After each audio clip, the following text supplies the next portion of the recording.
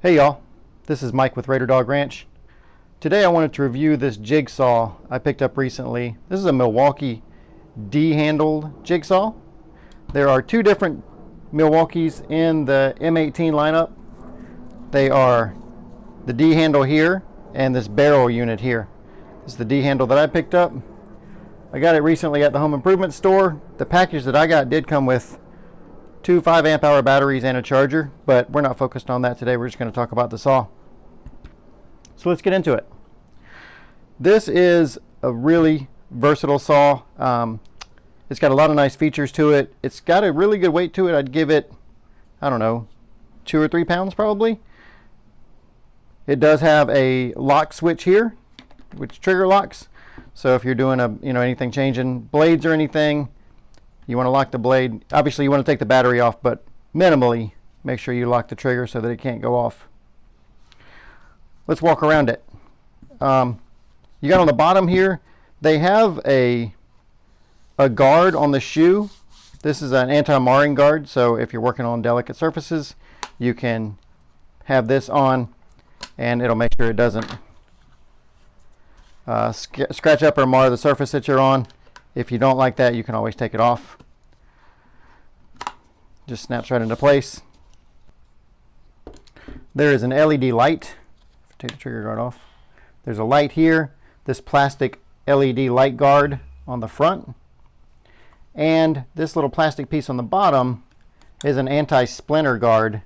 Again, if you're working delicate material or thin material, you can use that. It slides right off. You do want to be careful with that. This fits in pretty tight, and the little pieces, these little ledges that it sits on, have pretty sharp corners. I've cut myself once taking this off and on, so be careful with that. This guard also comes off. It just squeezes on from the side here.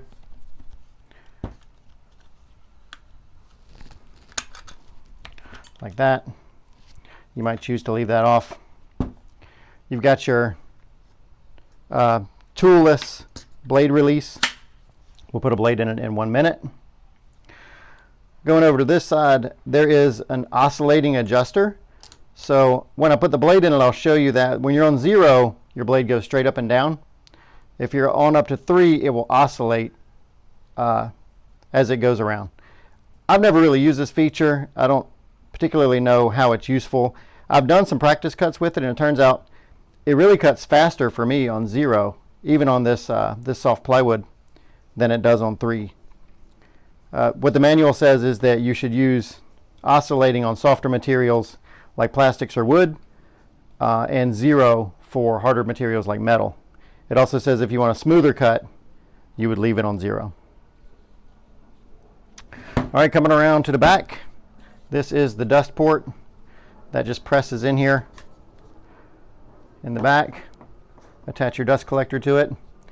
This is also where you do the bevel adjustment. You can see, if you can see right here, there is numbers from 0 to 45. So what you'll do is release your bevel. Then you'll notice that the whole shoe slides forward and back. I don't know how well you can see that, but it's basically little teeth that sit in there. You pull it forward so the teeth disengage, or the tooth disengages, and you rotate it to the angle that you want it at. Pull it back forward to engage the tooth, then lock it in, and then you've got your 45 degree.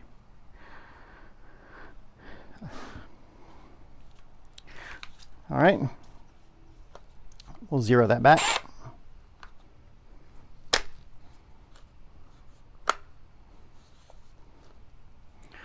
Okay, zero it back. Moving on around to this side. This is a blow chute. That's what they call it. Notice that it says it's going to blow here and it's closed here. And if you look carefully at this little window, see how it opens up? And then it goes closed. What that does is it allows the air from the motor, if you close that, it forces it back out the front, and it's going to blow your dust off of your line. So as I'm running a line, if I want to be able to see my line, I'll keep it closed and it'll blow all the material out. If it's open, it's not going to do that as much. It's going to release the air out this way. I haven't thought a lot about the pros and cons of that, but I would imagine if you leave it closed, the engine doesn't breathe as well. If you got a lot of cutting to do, it might not be a good idea to keep that on the closed function for a long time. I don't know. That's just speculation. All right, let's put a blade in it. So this unit does not come with blades. You do have to buy a set. I picked up a little assortment set at the local home improvement. Gives me a good assortment of metal cutting and wood cutting blades. Again, this is a toolless chuck. Slide it all the way over.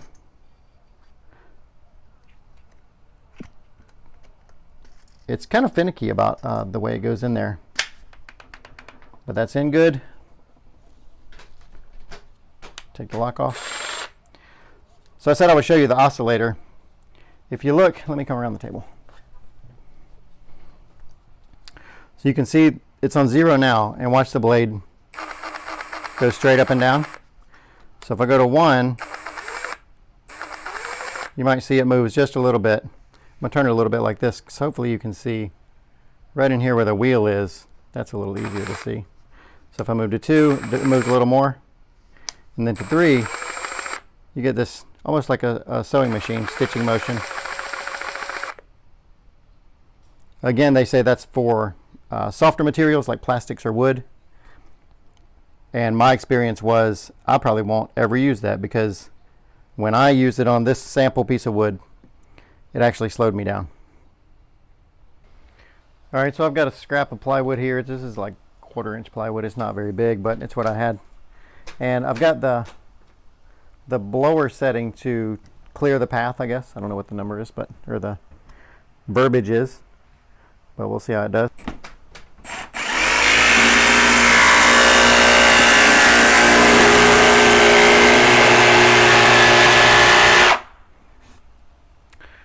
Really smooth, easy control.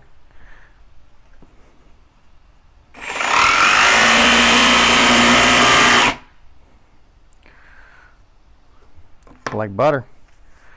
That's really smooth.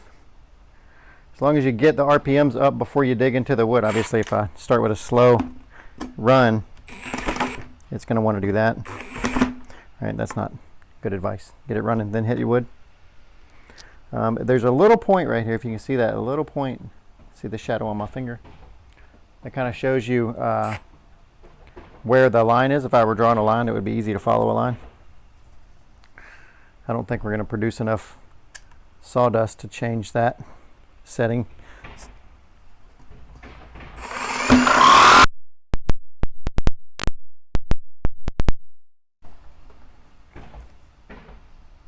Yeah, really smooth.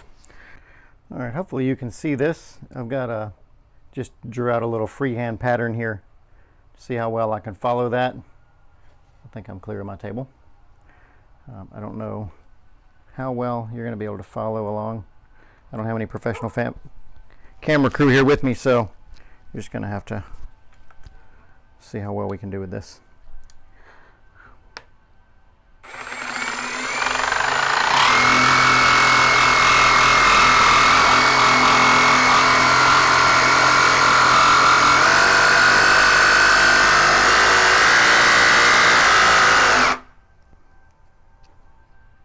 See, this is what I was talking about. It's on 3. I could tell because it's just not smoothly running through it. Now I'll be able to have better control.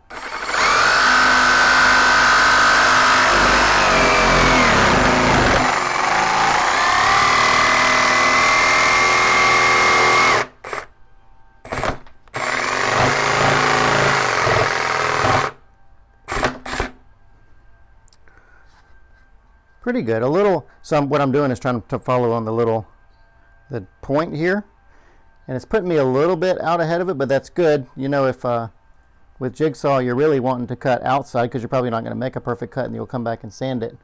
Just doing this for demo purposes. Yeah, that's not going to work.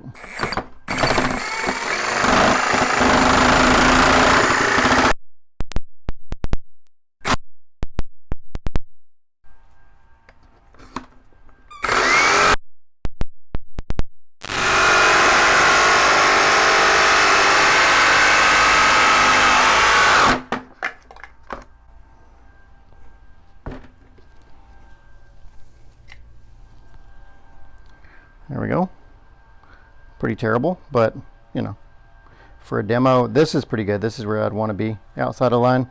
Outside of line here, I knew I got a little close here, but man, I'll tell you, that thing, that cuts a very smooth edge. I guess I'll give the blade credit for that, but I mean, that feels like it's been sanded. See some burn on that side. So it cuts well. Let's see if we can cut an angle. This is a good time to remind, or to let you know, you are not supposed to use the anti-splinter guard if you're going to bevel cut. You can see, you might be able to see, the blade is going to run into that, so we have to remove that, and then we'll set our angle.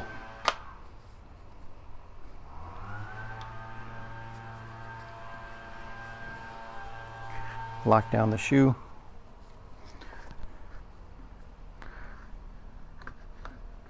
Man, it's really laying down.